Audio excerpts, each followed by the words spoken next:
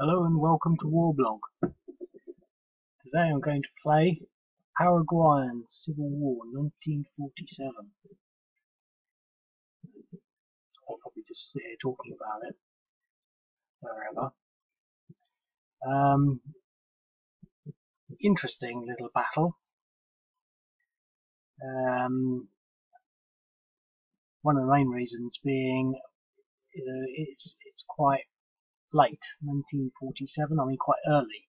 It's quite an old one, and not long after the Second World War. But the point being that it's Paraguay, which and I don't really know a great deal about it, but I'm sort of assuming that it was probably incredibly poor, especially back in 1947. So things would have been very different. Now a lot of this is all agricultural now. I thought it would all be jungle, Paraguay jungle. That's what I would have thought. But when you actually look at it on the map, it's mainly agricultural, especially out here. But I think a lot of that would be recent agricultural development. Also, I was going to do, for example, this is a big motorway, and I was going to do that as a motorway, but I assumed again that things, I mean, it's not quite 100 years ago, but certainly more than half a century ago. I imagine that maybe quite a lot of this would not have really been here or as developed. So I left it as jungle to represent subtropical terrain, semi-tropical, subtropical, tropical terrain, but probably not rainforest, but still forested. But down here, where there's a lot more activity, put in some agriculture. I think basically this part is mainly more, not so much rural, but wilderness. Interesting just to look at the geography of Paraguay. One of the things I like about these, you get to sort of, look at a country that you've probably not looked at really. I mean, I know I haven't really looked at it in this way before. I mean, Paraguay, what's that? Oh, I know Paraguy, it's a place in South America. Well, yeah, but it's sort of funny shape, isn't it? And it's got all these other countries around it. And you start to look at it, it's you just learn. So that's one of the reasons I'm doing it. But the thing I'm trying to get to here really is that it's landlocked, and I'm not laughing, not at all. But they have a navy in this, and the navy joins the rebels and starts firing on the government units. The government units start firing back with their artillery. Now this hex here should be basically water, but because I didn't, well, if I did that as lake, I could put the navy in there.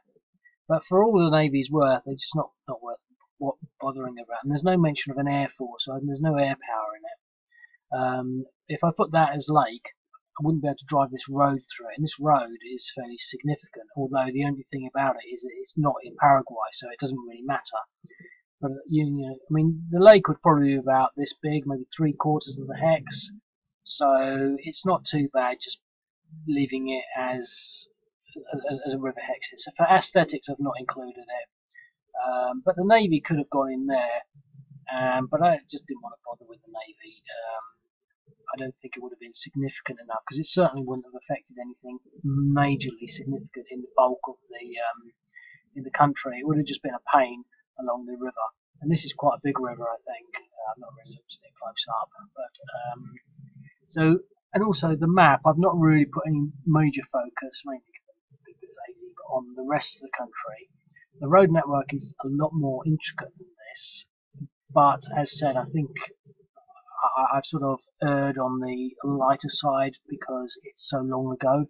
I doubt many of the roads might have actually even existed, or maybe some of these bridges didn't even exist then. This is about as far back as I intend to go in the immediate term. So it's all jungle, which makes it maybe not look as great. Maybe it's not as historically accurate. Maybe there's some mountains here. I know there's sort of these roads peter out. Maybe this is a mountain border. It all looks pretty agricultural. So, and all this looks heavily streamlined. You know, the fields all go east to west. You know, they're all the whole lot. Aliens have come down and just made fields all the way across the country. I've not looked at the scales either, but it's not actually that far across. You start looking at it, and it's not a big country. Also, the divisions are, so there's 2 divisions in that stack. This is a division, cavalry division. I don't have cavalry units specified, so they're classified as infantry, but you probably won't notice the difference. But they're behave exactly like infantry in all regards. At a later stage, I might add cavalry as I expand, maybe before the Second World War period, where cavalry was more widely used. It says cavalry. I'm assuming what they mean is horse cavalry, and that's one of the things that led me to believe that we're dealing with a poor country. As I said earlier, this is 1947, and so they probably don't really have a fairly significant army. So anyway, we'll start moving some units around. I don't intend to sort of play all of this, but I don't want to sit here talking through it all. So essentially, the government basically fell out, and they sort of, the army revolted. They revolt over a couple of days, so you get the first 3 divisions, and I've divided the divisions up into regiments of 3, just so that you get a little more flexibility. What's missing on here at the moment are the objectives. So I thought, well, should I put them? But I'm going to have to put some objectives in here. But before I put objectives, I think I might want to choose to add a little more detail to the map. So that's not finished as yet, but I think but basically every major town will be an objective. I'm just going to sort of move some units around.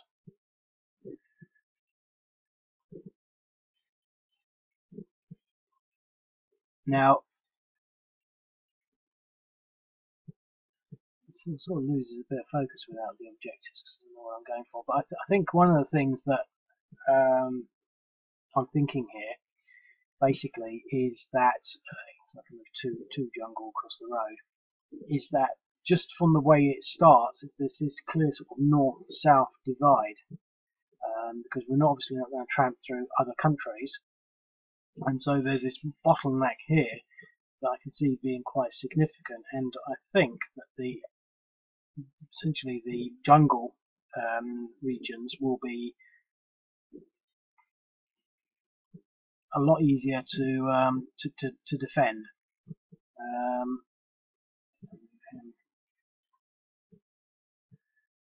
Okay, so that's the first turn.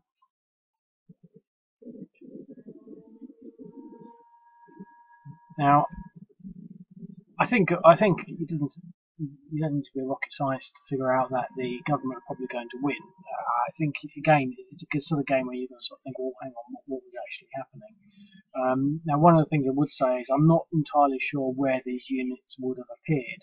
Now, I know that the rebels appeared in Concepcion, wherever that is, and the other 2 divisions were said to have appeared in wherever this is, like Chica or Chicawa. So they appear basically there and there on turn 3. It says about 3 or 4 days later. I was going to do it on turn 6 to give you 2 turns per day, but then I thought, well, that's a long time into the game. It's usually trashed by then. So the decision is really to sort of, what do you do with these units to preserve them before you get your reinforcements? But I think, just to step back a few blocks, the thing with these, with this situation, this scenario, is that the country was in rebellion, but not quite in civil war. Although I really don't think there's a distinction. It wasn't until the army stepped in, but I think one of the things is you don't know who else is going to step in. For example, these units committed themselves, and it wasn't clear because they didn't have a battle order of battle. They didn't know that the other 2 units were going to give in, so they were probably maybe hoping that some of these units would actually join in the fight. Now this whole campaign lasted for several months, and probably a lot of that was to do with the fact that they were cavalry and infantry, probably walking about and holding towns. The pace of war would probably have been a lot slower. I mean, it probably wasn't sort of drones and carpet bombing, and even the artillery I've downgraded a little. Now in this, I think basically in the way it's set up at the moment, I think the artillery are going to really dominate this game because they don't have any artillery, so we can sit there and just fire at them and just see how that works out. And these are quite big units, so that's really going to force the hand of the rebels. The what are they called? The Februaristas. I wonder if that's got anything to do with the month of February. So essentially, I think now it could be that some of these units appeared up here, but as I said, this is mainly wilderness, so it may be, and I don't really know a great deal about the whole history. I've only been looking into it recently, so, and there's nothing on YouTube, isn't there? Sort of YouTube, Idiot's Guide to the 1947 Paraguayan Civil War. So really learning and uncharted territory, knowledge-wise. But some of these units, it might have been a bit more mixed. Some of these units might have appeared down here and the fighting might have been instantly more intense. This is not really deliberate, but as it stands, there's this definite bottleneck across here. And as it stands, I think the thing to do, really, is quite simply to be able to create a front line. Now, what I have done, again, I'm not sure whether I've mentioned this a few times already, but the artillery only has a range of 3. I maybe should have left that 1, 2, 3, because I don't think he's actually got any movement left now. Yeah, he's got some movement, so we can do something there.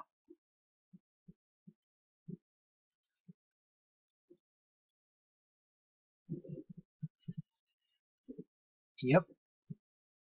Now he's not going to be able to get into range, but I think basically this artillery is key to whatever happens in this, and so I can get 2 to bear on this stack here.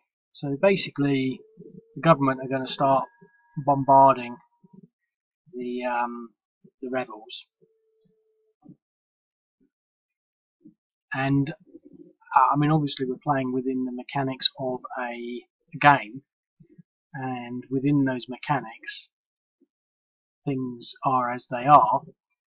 I mean, and what I mean by that is the artillery is going to be majorly significant. I mean, I don't think there's any 2 ways about it. But in reality, would the artillery have been as good as maybe it's going to play out in the game? Well, it's not an exact simulation, so you just have to sort of take that into consideration when you're sort of summing up, your thoughts and observations on it, and how it works in the game and how it could have worked in history. Artillery is not everything. But as you can see, it was 1 to 2 odds, so this big stack in the jungle was fairly heavily defended. But I managed to get an exchange against them, which is essentially symbolic of the attrition that artillery can cause. In future games, when the game's further developed, artillery will also cause morale checks. Now the only thing about that is obviously this unit is now fatigued with a depression of 1. That sounds great, but they will recover.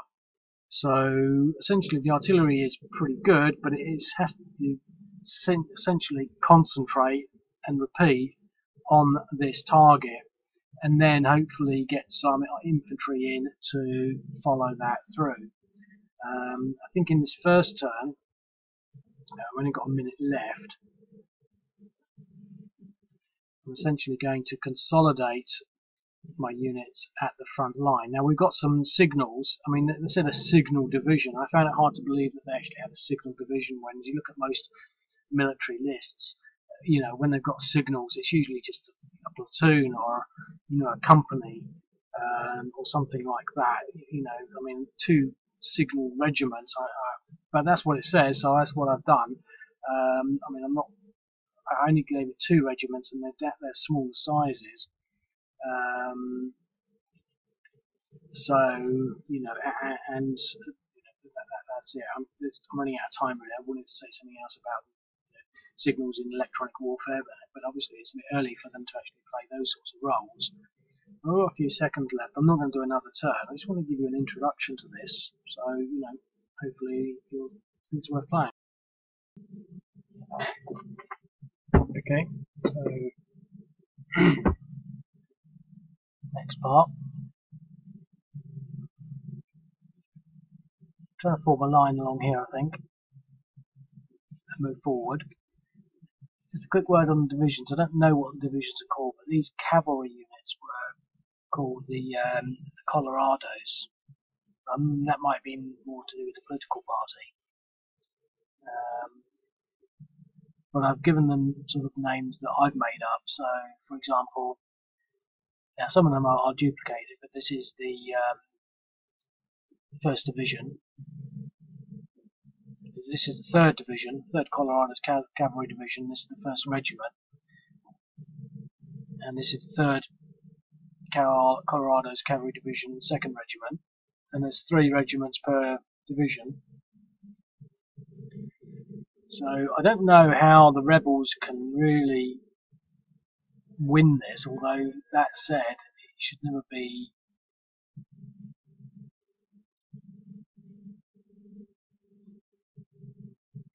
sort of underestimated. I've seen these things sort of turn around. All it takes is for the government to fail on some assaults, and it can all turn around quite quickly. Now, what I don't want to do here is move forward on the first turn in a not necessarily haphazard fashion.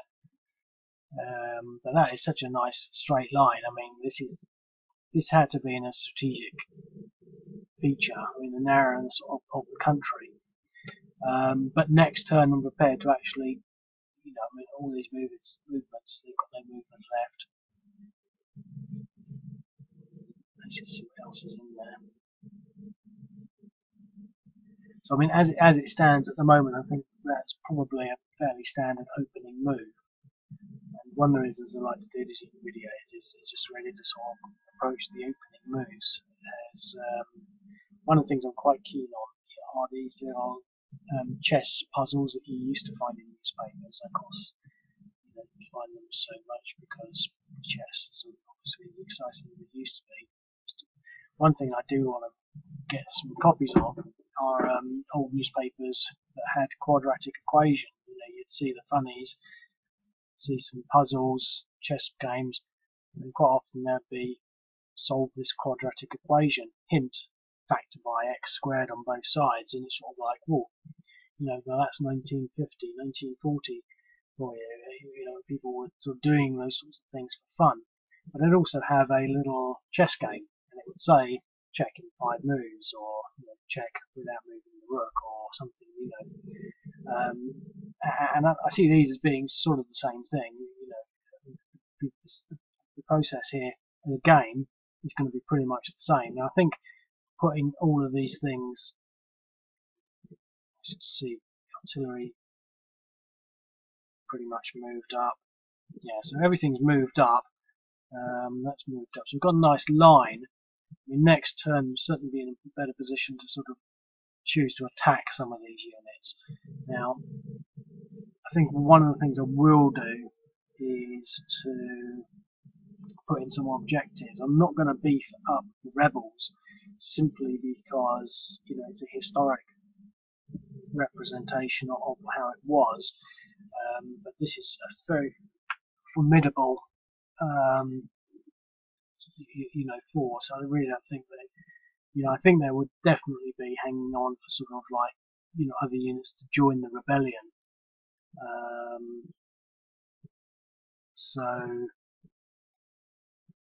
But we can see now. The thing is, if I had objectives here, I might focus maybe on falling back and sitting on these 3 objectives. It's a shame I didn't put the objectives in because they're not difficult to do before doing the video. But engaging, I don't know. I mean, I could possibly see the narrow gap works in in both players' favours. What I'm tempted here, because I know it's a video, I can't really sort of spend a lot of time thinking, but it would be tempting to move forward, but I don't think I can move this lot and attack with everything against one stack, but I just don't think that's going to happen. I mean, this is 8, 16, 24, but in agriculture, so I don't think there's a defensive factor on that. I just can never remember these things. But that would be 24. I mean, the most I can get, supposing they're 10, 20, 30, 40, 50, 60. That's going to be 54. These are, what does it say, 24, 48. So I could get 2 to 1 with possibly a 10% bonus on that, so it'll be 2 to 1. I mean, that would be the battle of the game. But I don't think I can get these units in there at the moment. So the question, I think, is, would I fall back and control these places here? And I think I might actually make Conception a city as well as Asuncion, because that's the capital. So basically, my mental notes that I think make some of these cities, and that will. Although the defensive factor in city, I think, is pretty much the same as the jungle. All these things can be discussed, in theory, but the game mechanics are as they are at the time, so I can play them as they are. I mean, what I'm trying to get to here is what would be the best defensive line for the next turn, because they're going to try and attack, they're going to try and get an outflank. I mean, I could fall back. I mean, even one space, and spread myself out. What I was trying to say earlier is I don't really have the luxury of being able to sit here and think through, which is what requires time. I mean, it might only take 5 minutes, but it's 5 minutes of video, so I really don't know what to do with these units. I have to fall back. Certainly not just going to stand there, but I'm sort of tempted to maybe put them there. But they'll just move there and there and put everything onto that. This is the elements of the first. So we've got the first and the second division here. I think the thing to do is to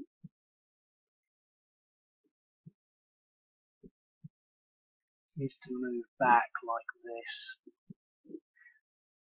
Now that's a fairly ugly move, I think. But because I'm doing the video, I think I'm just going to snap with something that seems a little more defensive. I haven't really concentrated to how soon these units will be able to get up there. Let's see how that works out. Now I'm playing this trying to pretend I don't know that next turn I get some reinforcements on, because they don't know. It's a rebellion. I mean, they could be sitting there thinking, well, we're going to get some of these guys that are going to come over to us. Where I heard that before. So now the question is, in about 5-6 minutes, can the government forces commit coup de grace this early on? I mean, they do have they do have the troops. I can't see how this would last several months. And I think the reason it did last several months is because,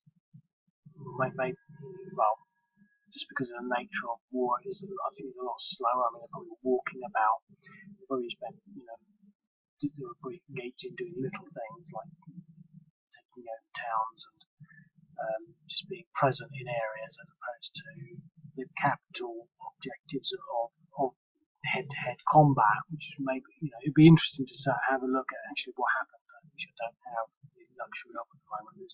Wikipedia is pretty sparse on this event, but no.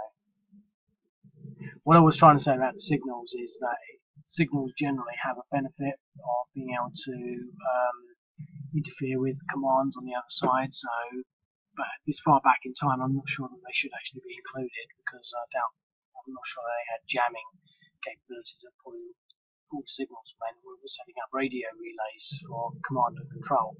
The fact that they're an entire regiment is pretty generous, I think.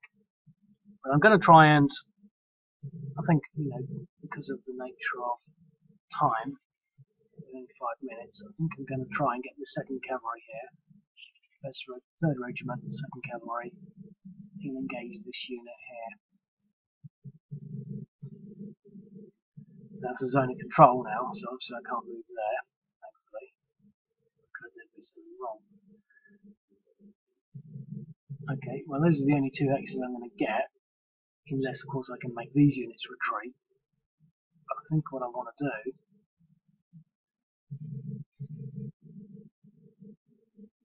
I think I'm going to have to get these units into there. Nope. That's a nice little line of advance there.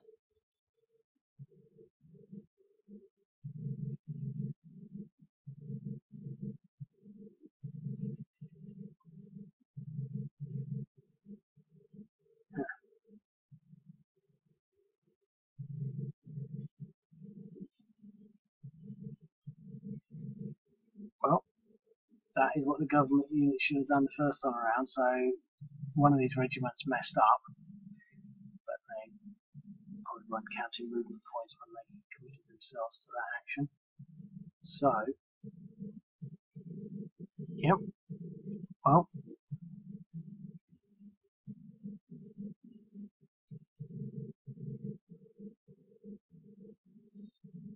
moving there is probably a bit risky, but 1, 2, 3, that puts the artillery in range.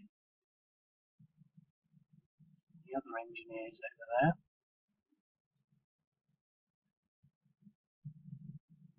Okay, I'm gonna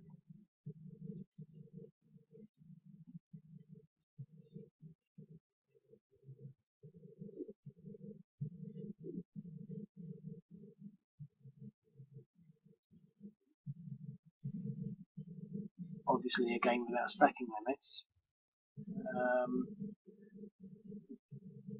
So that's that. So here is the coup de grace, and to be quiet, it's so late, I'm not even going to bother thinking.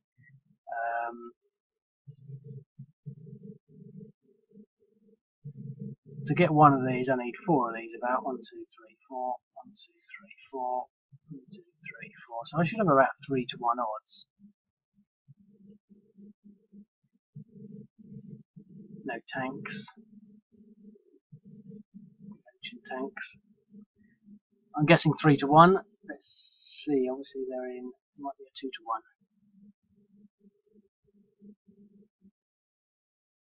The big battle. 5 to 1, defender eliminated. Well, that's it. I mean, let's just go back there. That was a die roll of 2 on a 5 to 1. I mean, that could have been a die roll of 12 and been something else. I can't remember, I don't know what 12 is on a 5 to 1, but 138 attack odds. I mean, yeah, these are 12s, aren't they? So it's not surprising. But yeah, I mean, that is pretty much game over, I think. I mean, what the rebels need is something in their favour right at the beginning.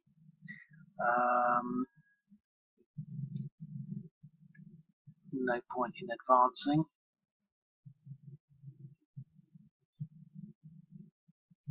Oh look, following this major defeat at Horquica, more rebels decide to join in the battle, which is I think maybe, although to be quite honest, it wouldn't have happened like this.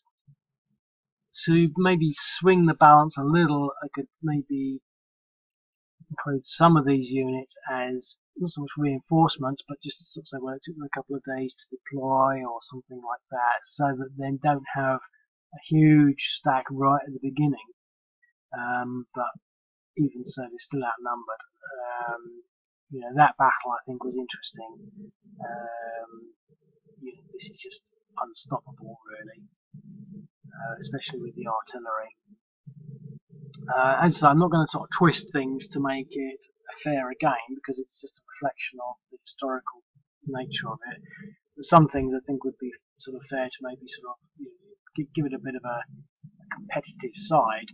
But I think, you know, perhaps sort of mixing the units up a little further at the beginning, having some maybe rebels appear down here and putting maybe more focus on defensive features, etc.